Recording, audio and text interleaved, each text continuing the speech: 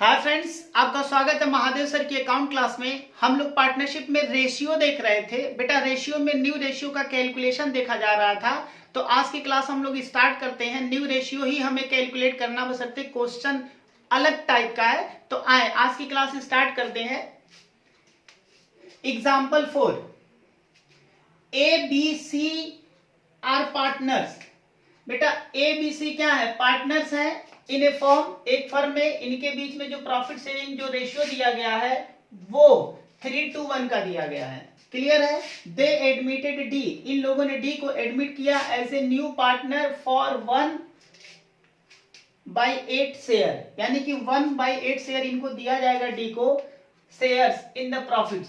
आगे कह रहा है कि which he acquire 1/16 from B and 1/16 from C. कह रहा है कि जो डी होंगे वो 1/6 बी से लेंगे और 1/6 सी से लेगा। बेटा जो न्यू पार्टनर है वो बी से लेगा और सी से लेगा, ए से कोई शेयर ये लेगा नहीं। ऐसा क्वेश्चन की रिक्वायरमेंट है। हमसे कह रहे calculate new ratio of A B C and D. ध्यान देना बेटा, ये क्वेश्चन थोड़ा सा इंपॉर्टेंस हो जाता है क्योंकि ये सीबीएसई 2016 में क्या किया गया है, ये पूछा गया है। बेटा ये बोर्ड में सीबीएसई बोर्ड 2016 में ये क्वेश्चन आया हुआ है, तो इस क्वेश्चन को जरा सॉल्व करो। आए न्यू रेशियो हमें कैलकुलेट करना है, तो सॉल्व करते हैं। Calculation of new ratio. बेटा इसके लिए हमने सबसे पहले बता रखा है कि आप सबसे पहले लिखोगे पार्टनर्स, इसके फॉर्मेट है ओल्ड रेशियो, एडजस्टमेंट,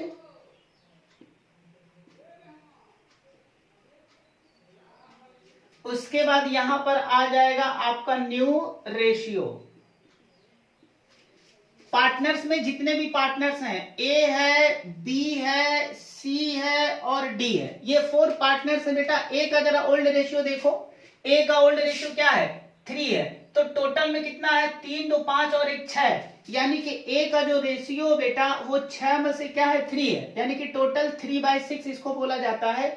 बी का रेशियो 2/6 है और सी का रेशियो 1/6 है और डी का जो रेशियो ओल्ड है वो बेटा कुछ भी नहीं है, कुछ भी नहीं मतलब 0 है। क्लियर है?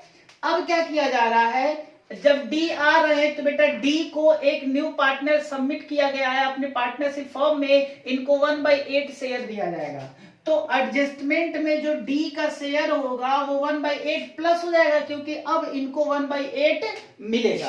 क्लियर है? अब जरा ध्यान से देखो बेटा, अगर डी को 1/8 शेयर मिलेगा तो ये किससे लेता है? ए बी सी यानी कि ओल्ड पार्टनरों से लेगा, लेकिन क्या तीनों से लेगा? ऐसा नहीं है।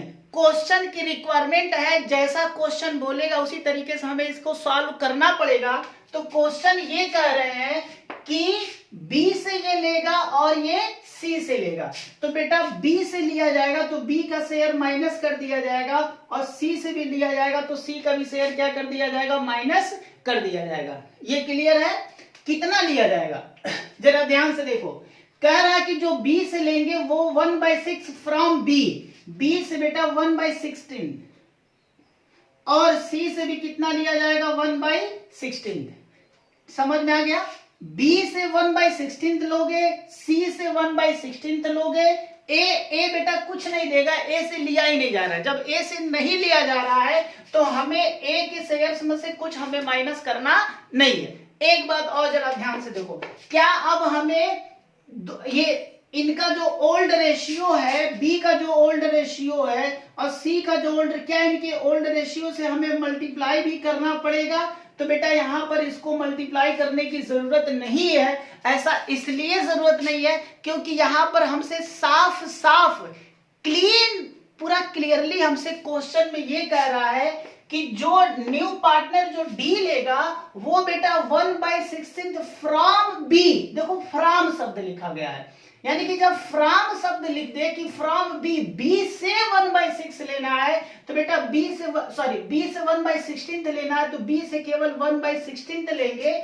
यहां अब रेशियो से कोई लेना देना नहीं है।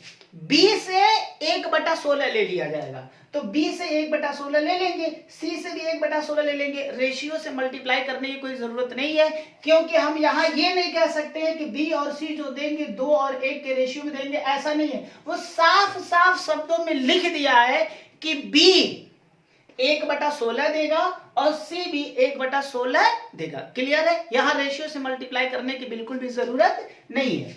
आओ अब बेटा इस क्वेश्चन को जरा सॉल्व कर लो।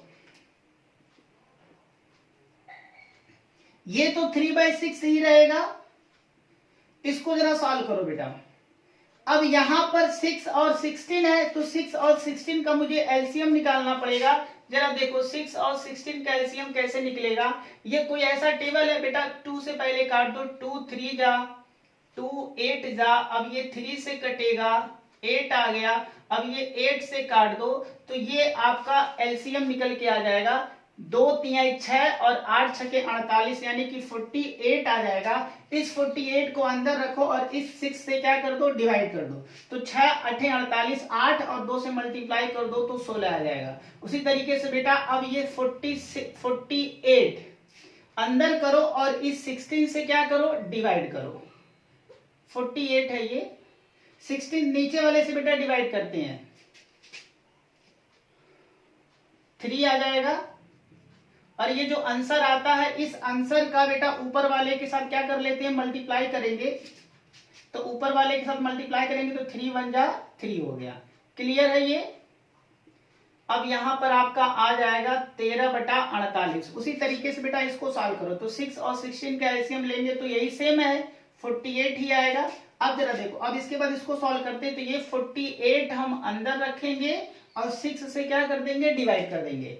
तो डिवाइड करो, 6 8 48 हो गया, 8 आया और इसका बेटा इस एक के साथ हम क्या कर देंगे, मल्टीप्लाई करेंगे तो 8 आ जाएगा। ये आ गया 8 माइनस, अब वही काम इसके साथ करो। अब ये 48 क्या करो, अंदर रखो, 16 से क्या कर दो, डिवाइड कर दो तो कितना आएगा, 16 3 48, 48 बेटा 3 आया और इस 3 का गुणा ऊपर वाले के साथ कर दो तो कितना है, 1 है तो ये 3 आ जाएगा।